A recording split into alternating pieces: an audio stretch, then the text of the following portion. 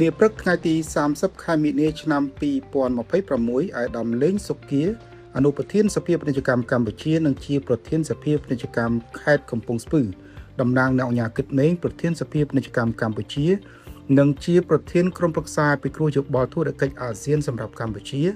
បានដឹកនាំគណៈប្រតិភូសភាពាណិជ្ជកម្មកម្ពុជាចំនួន36រូបនិងមានការចូលរួមពីអង្គការហេងសំណាងអនុប្រធានសភាពាណិជ្ជកម្មកម្ពុជានិងជាប្រធានសភាពាណិជ្ជកម្មមណ្ឌលខេត្តកំពង់ធំព្រះវិហារទៅបំពេញទស្សនកិច្ចពាណិជ្ជកម្មនៅទីក្រុងហូជីមិញនៃសាធារណរដ្ឋសង្គមនិយមវៀតណាមដែលមានរយៈពេល4ថ្ងៃពលគឺចាប់ពីថ្ងៃទី30ខែមីនាដល់ថ្ងៃទី2ខែមេសាឆ្នាំ2026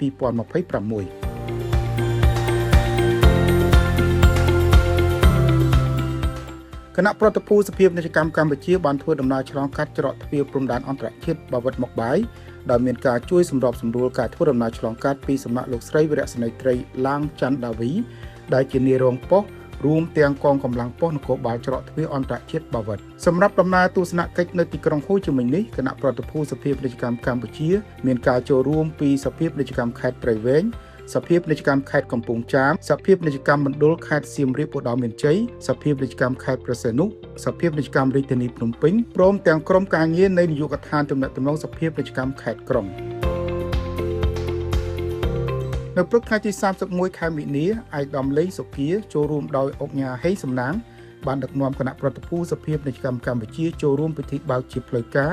ពិព័រណ៍អន្តរជាតិស្តីពីបច្ចេកវិទ្យាកែច្នៃនិងវេចខ្ចប់នាមជ្ឈមណ្ឌលពិព័រណ៍និងសន្និបាតសៃហ្គនក្នុងទីក្រុងហូជីមិញពិធីបើកពិព័រណ៍អន្តរជាតិស្តីពីបច្ចេកវិទ្យាកែច្នៃនិងវេចខ្ចប់នៅទីក្រុងហូជីមិញ ProPark វៀតណាម2026នេះមានការចូលរួមពីតំណាងក្រុមហ៊ុនសហគ្រាសសមាគមធុរកិច្ចរបស់វៀតណាមនិងធុរជននិងក្រុមហ៊ុនល្បីៗមកពីទូទាំងពិភពលោក đại diện cho ngành lên đây có lời chào mừng tất cả quý vị và bền vững hơn.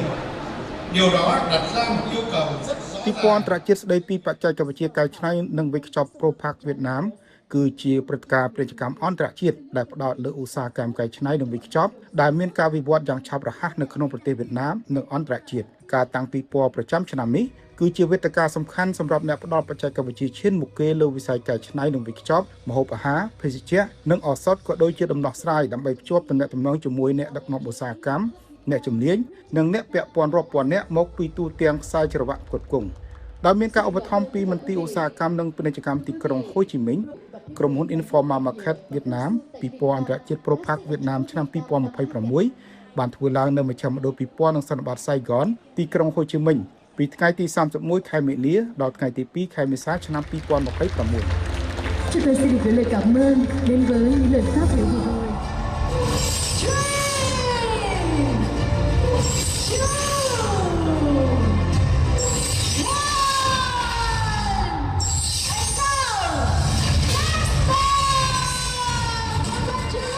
Một toa bị banចូលរួមពិធីបើករួចមកអាយដាមលេងសុគាបានដឹកនាំគណៈប្រតិភូសភាពាណិជ្ជកម្មកម្ពុជាទស្សនានិងស្វែងយល់អំពីបច្ចេកវិទ្យាកែច្នៃនិងវេចខ្ចប់នៃបណ្ដាក្រុមហ៊ុនមួយចំនួន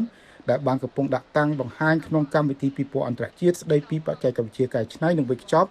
នាមជ្ឈមណ្ឌលពិព័រណ៍និងសន្និបាតសៃហ្គនក្នុងទីក្រុងហូជីមិញពិព័រណ៍អន្តរជាតិស្ដីពីបច្ចេកវិទ្យាកែច្នៃនិងវេចខ្ចប់នេះបានតាក់ទាញក្រុមហ៊ុនជាង400មកពី32ប្រទេសក្នុងតំបន់និងលើពិភពលោកដោយបានដាក់តាំងបង្ហាញបច្ចេកវិទ្យាឧបករណ៍និងដំណោះស្រាយជាច្រើនប្រភេទទាំងការកែច្នៃការផលិតការវេចខ្ចប់នៅលើទីលានប្រហែល 13000 ម៉ែត្រការ៉េពិព័រណ៍អន្តរជាតិស្ដីពីបច្ចេកវិទ្យាកែច្នៃនិងវេចខ្ចប់នេះបានតាក់ទាញធុរជនពាណិជ្ជករអ្នកផ្គត់ផ្គង់និងអ្នកបញ្ជាទិញរាប់ពាន់នាក់ដែលកំពុងស្វែងរកផលិតផលថ្មីៗនិងជួបដោយផ្ទាល់ជាមួយតំណាងក្រុមហ៊ុនបច្ចេកវិទ្យាដើម្បីរកដំណោះស្រាយដោយស្រមស្របទៅនឹងតម្រូវការអាជីវកម្មរបស់ពួកគេពិព័រណ៍អន្តរជាតិនេះក៏បានតាក់ទាញអ្នកចូលរួមយ៉ាងច្រើនកុះករដែលចង់ស្វែងយល់ពីបច្ចេកវិទ្យានិងជួបដៃគូពាណិជ្ជកម្មជាមួយគ្នានេះពិព័រណ៍នេះបានបង្ហាញបច្ចេកវិទ្យាចុងក្រោយបំផុតក្នុងការវេចខ្ចប់ការកែច្នៃអាហារបច្ចេកវិទ្យាភេសជ្ជៈវត្ថុធាតុដើមឱសថភស្តុភារកម្មនិងការផ្គត់ផ្គង់ខ្សែច្រវាក់ឧស្សាហកម្មដោយផ្ដល់ឱកាសដល់អាជីវកម្មនានាក្នុងការធ្វើបច្ចុប្បន្នភាពពង្រីកកិច្ចសហប្រតិបត្តិការនិងស្វែងរកដំណោះស្រាយល្អបំផុតដើម្បីបង្កើនប្រសិទ្ធភាពផលិតកម្មអ្នករៀបចំព្រឹត្តិការណ៍នេះបានឲ្យដឹងថាទីផ្សារឧស្សាហកម្មកែច្នៃនិងវេចខ្ចប់នៅឆ្នាំ2026ត្រូវបានគេព្យាករណ៍ថានឹងឆ្លងកាត់ដំណាក់កាលជ្រើសរើសឡើងវិញយ៉ាងតឹងរ៉ឹងអាជីវកម្មនឹងលែងប្រឈមនឹងសម្ពាធតែលើបរិមាណផលិតកម្មទៀតហើយប៉ុន្តែក៏នឹងត្រូវដោះស្រាយការកើនឡើងនៃថ្លៃដើម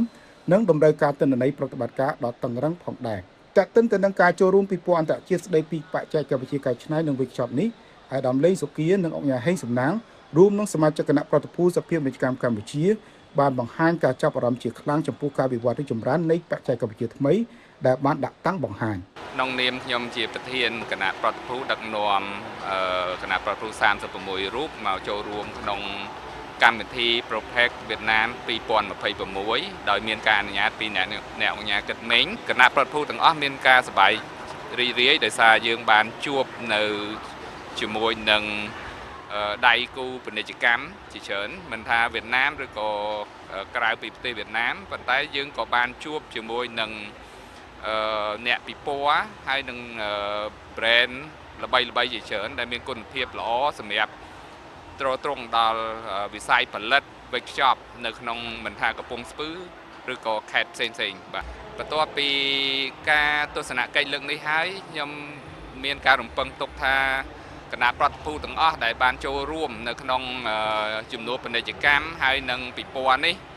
គាត់ទៅវិញគាត់នឹងមានប្រភពនៅការផ្គត់ផ្គង់មួយដែលជឿទុកចិត្តបានទាំងគុណភាពទាំងservice ផ្សេងៗដែលយើងគិតថាជាកិច្ចសហប្រតិបត្តិការហើយនឹងដៃគូពាណិជ្ជកម្មផ្សេងៗនេះអាចសហការគ្នាដើម្បីបង្កើតនៅរោងចក្រកែច្នៃនៅក្នុងប្រទេសកម្ពុជាយើងដើម្បីផ្ដល់នៅការងារទៅដល់ប្រជាពលរដ្ឋយើងនៅក្នុងប្រទេសបាទសម្រាប់ខ្ញុំគិតថាយើងនឹងមានការរីកចម្រើនច្រើនទៅលើការរោងចក្រកែច្នៃហើយនឹងផលិតដោយសារយើងមានដៃគូល្អៗដែលមានគុណភាពហើយនឹងបទពិសោធន៍យូរឆ្នាំសម្រាប់ការផលិតផ្គត់ផ្គង់ក្នុងស្រុកហើយនឹងនាំចេញ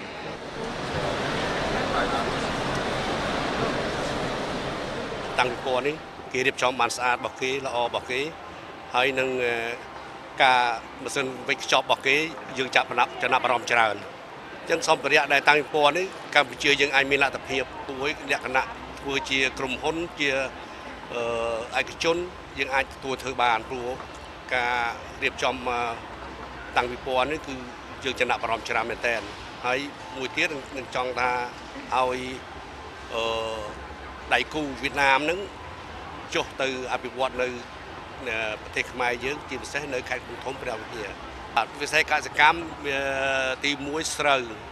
ទី2ចន្ទទីទី3កស៊ូទី4ផ្នែកដំឡូងមីអញ្ចឹងស្ថានភាពកសិកម្មនៅកំពង់ធំបបោវាមានច្រើនអញ្ចឹងចង់ឲ្យដៃគូវៀតណាមហ្នឹង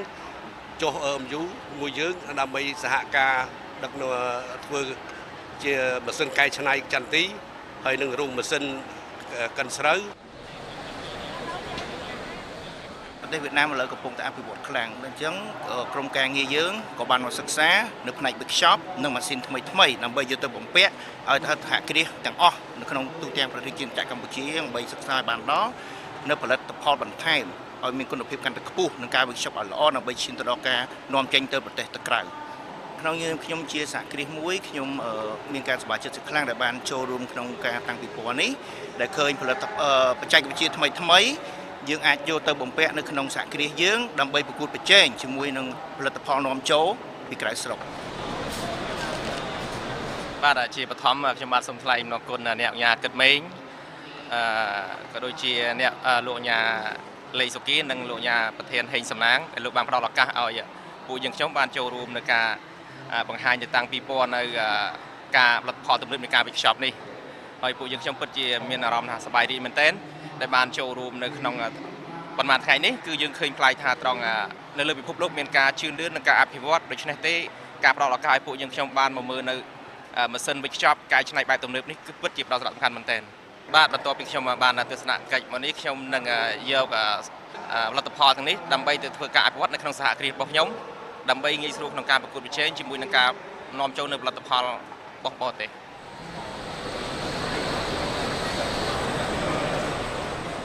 បាទក្នុងនាមខ្ញុំជាម្ចាស់អាជីវកម្មក៏ដូចជាអ្នកផលិតនិងកែច្នៃនៅក្នុងប្រទេសកម្ពុជាថ្ងៃនេះពិតជាមានអារម្មណ៍សប្បាយរីករាយមែនទែនដោយសារតែថ្ងៃនេះបានមកពិព័រណ៍នៅពាណិជ្ជកម្មនៅទីក្រុងហូជីមីញដែលមានការតាំងបង្ហាញដូចជាម៉ាស៊ីនក៏ដូចជាសម្បកវេចខ្ចប់នៅក្នុងការវេចខ្ចប់ ពាក់ព័ន្ធជាមួយនឹងផលិតផលជាច្រើនដែលនៅក្នុងនោះយើងមើលឃើញថាការផលិតក៏ដូចជាម៉ាស៊ីនគឺអាចជួយបានច្រើននៅពេលដែលយើងមកទស្សនានៅកន្លែងនេះគឺយើងអាចយកទៅអភិវឌ្ឍផលិតផលយើងនៅក្នុងស្រុកខ្មែរផងដែរ